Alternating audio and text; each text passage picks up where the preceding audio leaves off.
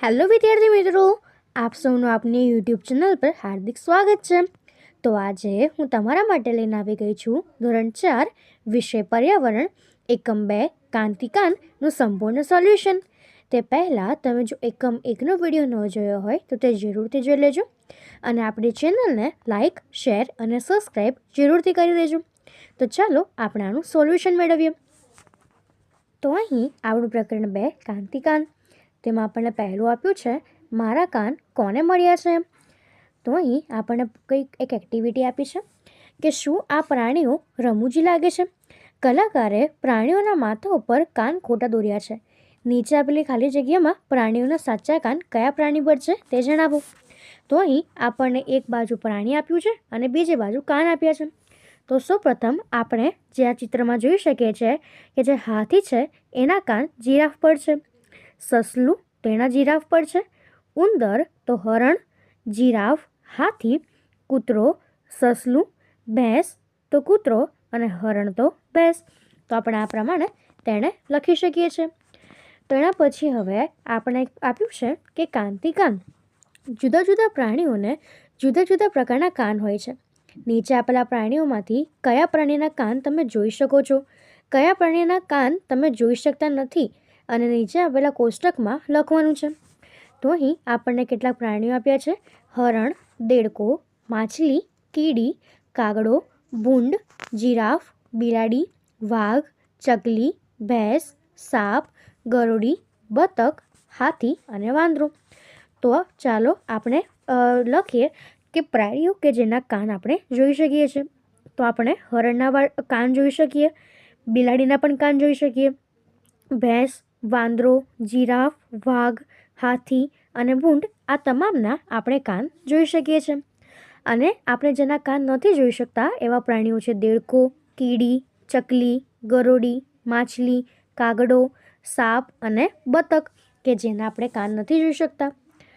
તો હવે એના પછી આપણને આપ્યું છે કે શું તમે વિચારો છો કે જેના કાન આપણે જોઈ શકતા નથી તેમને ખરેખર કાન નથી હોતા? ચાલો આપણે આ ચિત્રનું અવલોકન કરીએ. તો આપણને એક ચિત્ર આપ્યું છે, તેમાંથી આપણે કહ્યું છે કે ચિત્રમાં આપેલા પ્રાણીઓના નામ કહો. તો આ ચિત્રમાં આપણે જોઈ શકીએ છીએ ચકલી, પોપટ, કાંગડો, દેડકો, મરઘી અને બતક. એના પછી બીજો પ્રશ્ન છે કે તમે તેમના કાન જોઈ શકો છો? તો ના, તેમના કાન આપણે જોઈ શકતા નથી. ત્રીજું છે તે બધાને કાન છે, ભલે આપણે જોઈ શકતા નથી.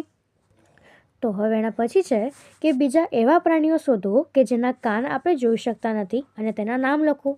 તો એવા બીજા પ્રાણીઓ થશે સાપ, મગર, માછલી, કીડી, ગરોળી, એવું તમામ. તો એના પછીનો આપણો પ્રશ્ન છે કે વાંચો અને લખો. તેમાં આપણને પહેલું આપ્યું છે કે જેના કાન પંખા જેવા હોય તે પ્રાણી. તો પંખા જેવા કાન એ તો ખાલી હાથીના જ હોય. બીજું છે કે જેના કાન પર્ણ જેવા હોય. તો પર્ણ એટલે કે પાંદડા આકારના કાન હોય તો એ આપણા સસલાના હોય. એના પછી છે કે જેના કાન તેમના માથાની ટોચ ઉપર હોય. તો એ સસલું અને હરણ એ બેવના કાન એ એમના માથાના ટોચ પર હોય. જેના કાન તેમના માથાની બંને બાજુએ હોય તો તે કૂતરો. તો આપણે આ રીતે તે લખી શકીએ છીએ. તો હવે એના પછી આપણને આપ્યું છે કે તમે સારી રીતે જાણો છો કે કાન સાંભળવામાં મદદ કરે છે. કેટલાક પ્રાણીઓમાં તમે કાન જોઈ શકો છો તો કેટલાકમાં જોઈ શકતા નથી. આપણે પક્ષીઓના કાન જોઈ શકતા નથી. પક્ષીઓને માથાની બંને બાજુ નાના કાણા એટલે કે હોલ્સ હોય છે. સામાન્ય રીતે કાણા પીંછામાંથી ઢંકાયેલા હોય છે અને તે પ્રાણીઓને સાંભળવામાં મદદ કરે છે. જો તમે ધ્યાનપૂર્વક જુઓ તો ગરુડીના માથા પર નાના કાણા જોઈ શકશો, તે તેના કાન છે. મગરને પણ આ રીતે કાન હોય છે, પરંતુ આપણે તે સરળતાથી જોઈ શકતા નથી. તો હવે એના પછી છે કોની ચામડી. તેમાં આપણને કહ્યું છે કે તમે જાણો છો કે પ્રાણીઓને તેના કાનથી કેવી રીતે ઓળખાય. તો હવે આપણે પ્રાણીઓને તેમની ચામડીથી ઓળખીએ. તો અહીં આપણને આપ્યું છે કે અહીં આપેલા પ્રાણીઓને તેમની ચામડીના ચિત્ર દ્વારા દરેક પ્રાણી જોડો અને દરેક પ્રાણીના ચિત્ર ઉપર સાચી ચામડીની ભાત બનાવો. તો અહીં આપણને કેટલાક પ્રાણી આપ્યા છે અને કેટલીક ચામડીઓ આપી છે. તો આપણે તે ઓળખીએ. તો સૌપ્રથમ અહીં આપણને આપ્યું છે કે જુદા જુદા પ્રકારની ભાત પ્રાણીઓના શરીરની ચામડી પર રહેલા વાડના કારણે છે. તમે ક્યારેય કોઈ પ્રાણીની વાડ વગર જોયું છે? અનુમાન કરો કે પ્રાણીની ચામડી ઉપર વાડ ન હોય તો તે કેવા લાગે? કોઈ ભાત કે રંગ નહીં હોય. તો ચાલો સૌપ્રથમ આપણે આને પૂર્ણ કરીએ. તો અહીં જે આપણી પહેલું જે છે તે આપણું વાઘ થશે. એટલે આ વાળા જે આપણું ચિત્ર છે તેમાં વાઘની ચામડી આવશે. એના પછી આ વાળું જે ચિત્ર છે તે હરણનું છે, તેમાં આ વાળી ચામડી આવશે. એના પછી આ જે છે એ આપણો જીરાફ થશે અને ઝીબ્રા થશે. અને એવી જ રીતે આપણે આ પ્રવૃત્તિને પૂર્ણ કરી શકીએ.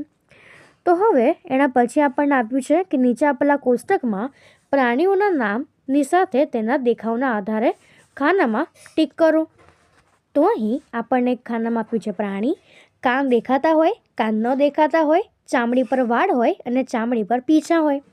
તો ચાલો આપણું સૌથી પહેલું જે પ્રાણી છે તે છે બકરી. તો બકરીને કાન જે છે એ દેખાતા હોય અને એના પર વાળ હોય. હાથી જે છે એના પર બી આપણે કાન જોઈ શકીએ છીએ અને એના પર પણ વાળ જ હોય. ચકલી છે એના પર વાળ ન હોય, કાન જે છે એ ન જોઈ શકાય અને તેના પર પીંછા હોય. કબૂતરમાં પણ કાનને આપણે જોઈ શકતા નથી અને એના શરીર પર પીંછા હોય. ઉંદર તો એને કાન જોઈ શકાય અને એના શરીર પર વાળ હોય. બિલાડી જે છે એના કાન પણ આપણે જોઈ શકીએ છીએ અને વાળ હોય છે શરીર પર. ભેંસના પણ કાન આપણે જોઈ શકીએ છીએ અને એના શરીર પર વાળ હોય છે. બતક જે હોય છે તેના આપણે કાન જોઈ શકતા નથી અને તેના શરીર પર પીંછા હોય છે.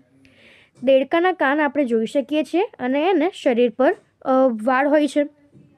એના પછી કાગડો જે છે તો એને આપણે કાન જોઈ શકતા નથી અને તેના શરીર પર પીંછા હોય છે. મોર પણ એના આપણે કાન નથી જોઈ શકતા અને એના જે શરીર છે એના પર પીંછા હોય. ભૂંડ જે છે તો એના કાનને આપણે જોઈ શકીએ છીએ અને એના પર વાળ હોય છે. એના પછી મરઘી તો એને કાન જોઈ શકાતા નથી અને એના શરીર પર પીંછા હોય છે. ઊંટને આપણે કાન જોઈ શકીએ છીએ અને તેના પર વાળ હોય છે. ગરુડીના કાન જોઈ શકાતા નથી અને ગાય જે છે તો તેના આપણે કાન જોઈ શકીએ છીએ અને તેના પર વાળ હોય છે. તો હવે એના પછી આપણને આપ્યું છે કે તમે ગાય અને ભેંસ માટે કયા ખાનામાં ટીક કર્યું. દૂરથી તમે તેમની ચામડી ઉપર વાળ જોઈ શકો છો. તેમના કોઈ એકની નજીક જવાનો પ્રયત્ન કરો. શું તમે વાળ જોઈ શકો છો? જો તમને હાથી મળે તો તેને અડકવાનું સાહસ તમારામાં છે? શું તમે જાણો છો કે હાથીને પણ તેમની ચામડી પર વાળ હોય છે? તો હવે માટે શું તમે કહી શકો છો કે પાના નંબર 12 પર આપેલા કોષ્ટકમાં દર્શાવેલા કયા પ્રાણીઓ ઈંડા આપે છે? તેમને શોધીને તેમના નામ એ લીલા કોષ્ટકમાં લખો. તો અહીં આપણે જે કોઈ પ્રાણીઓ એ ઈંડા આપે છે તેને આપણે આવાળા બોક્સમાં લખવાનું છે. તો અહીં જે બકરી, બિલાડી, ભેંસ, ઊંટ, ઉંદર, ભૂંડ, હાથી અને ગાય જે છે એ ઈંડા આપતા નથી. અને ચકલી, બતક, મોર, ગરોળી, કબૂતર, કાગડો, મરઘી અને દેડકો જે છે એ ઈંડા આપે છે. તો આ પ્રમાણે આપણે તેને વર્ગીકૃત કરીશું. તો હવે એના પછી આપણને કીધું છે કે આગળના પૃષ્ઠમાં કોષ્ટકને જુઓ. લીલા રંગના કોષ્ટકમાં પ્રાણીઓના નામની નીચે રેખા દોરો. જે પ્રાણીઓના નામ લાલ રંગના કોષ્ટકમાં છે તેમના નામ ફરતે ગોળ કરો. તેથી તમે શું નોંધ કરી? જે પ્રાણીઓના કાન તમે જોઈ શકાય તેમના શરીર પર વાળ છે. આ પ્રાણીઓ બચ્ચાને જન્મ આપે છે.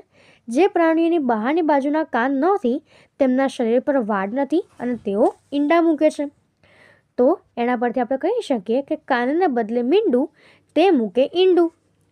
તો હવે એના પછી આપણને પ્રશ્ન આપ્યો છે કે તમે તમારા ઘર અથવા શાળાની આસપાસ નાના બચ્ચાવાળા પ્રાણીઓ જોયા છે?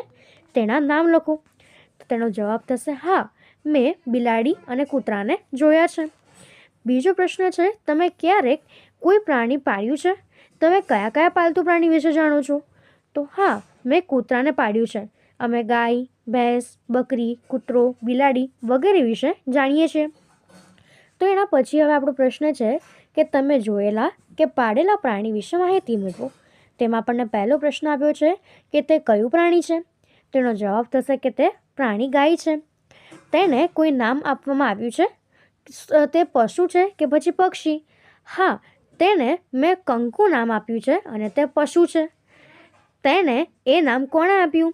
તો તેણે એ નામ મારા દાદીએ આપ્યું હતું. તેને શું ખાવું ગમે છે? તો તેને લીલો ઘાસચારો, બાજરી, મકઈ, રજકો કે જુવારના પૂડા ખાવા ગમે છે. એના પછી છે કે દિવસમાં તેને કેટલી વખત ખાવાનું આપવામાં આવે છે? તો તેને દિવસમાં 3 વખત ખાવાનું આપવામાં આવે છે. તે ક્યારે સૂવે છે અને તે કેટલા સમય માટે સૂવે છે? તે બપોરે અને રાત્રે 5 થી 6 કલાક સૂવે છે. આ પ્રાણીની સંભાળ રાખવાની કોઈ ખાસ રીત છે? કેવી રીતે? તો હા, ગાયને શિયાળામાં અને ચોમાસામાં છાપરાની નીચે તથા ઉનાળામાં ખુલ્લામાં રાખવામાં આવે છે અને તેથી રહેવાની જગ્યા સ્વચ્છ રાખવી જોઈએ. તેને પાણી અને ખોરાક સમયસર આપવા જોઈએ. એના પછીનો પ્રશ્ન છે કે તે ગુસ્સે થાય છે ક્યારે? તમે તેને કેવી રીતે જાણો છો કે તે ગુસ્સામાં છે? તો હા, તે ક્યારેક ગુસ્સે થાય છે. જ્યારે ગુસ્સો થાય ત્યારે તે માથું ઊંચું કરીને આમ તેમ ફેરવે છે. એના પછી છે કે શું તેમની ચામડી પર વાળ કે પીંછા છે? તો હા, તેની ચામડી પર વાળ છે. તો એના પછી આપણને પ્રશ્ન આપ્યો છે કે તમે તેના કાન જોઈ શકો છો? તો હા, તેના કાન જોઈ શકાય છે. શું તે બચ્ચું છે કે થોડુંક મોટું કે પછી એકદમ વૃદ્ધ? તો તે થોડુંક મોટું છે. આ પાલતુ પ્રાણી ઈંડા આપે છે કે બચ્ચાને જન્મ આપે છે? તો આ પાલતુ પ્રાણી બચ્ચાને જન્મ આપે છે. તેને બચ્ચા છે અને કેટલા? તો હા, તેને એક બચ્ચું છે. તો હવે એના પછીનો પ્રશ્ન છે કે તે પ્રાણીનું ચિત્ર દોરો અને રંગ પૂરો. તેને તમારી પસંદગીનું નામ આપો. તો તમે આ ખાલી જગ્યામાં આપણું જે પ્રાણી છે ગાય, તેને તમે દોરી શકો છો. તો હવે એના પછી આપણને કહ્યું છે કે આ પક્ષીને જુઓ, તેનું નામ લખો. શું તમે જાણો છો કે આ આપણું રાષ્ટ્રીય એટલે કે નેશનલ પક્ષી છે? તો તેનો જવાબ થશે કે હા, અને આનું નામ મોર છે. તે ક્યાં રહે છે? તો તે શાંત જગ્યાએ રહેવાનું પસંદ કરે છે. આ પક્ષી હવે ઘણા વિસ્તારોમાં ઘર આંગણે જોવા મળતું નથી. આવું શા માટે થયું? ચર્ચા કરો. તો તેને રહેવા યોગ્ય જગ્યાનો અભાવ તેમજ લોકો તેના પીછા માટે તેનો શિકાર કરે છે અને આથી ઘણા વિસ્તારોમાં જોવા મળતા નથી. તો આપણે આ રીતે તેનો જવાબ લખીશું. તો હવે એના પછીની આપણી પ્રવૃત્તિ છે કે તમે પોતાનું પક્ષી બનાવો. તો તમે આ રીતે પેપરથી આ પક્ષીને બનાવી શકો છો. તો અહીં આપણું આ જે એકમ છે એ પૂર્ણ થાય છે. જો તમને આમાં કોઈ પણ ડાઉટ હોય તો તમે તે કોમેન્ટ સેક્શનમાં જરૂરથી જણાવી શકો છો અને આપણી ચેનલને લાઇક, શેર અને સબસ્ક્રાઈબ જરૂરથી કરી દેજો. Thank you.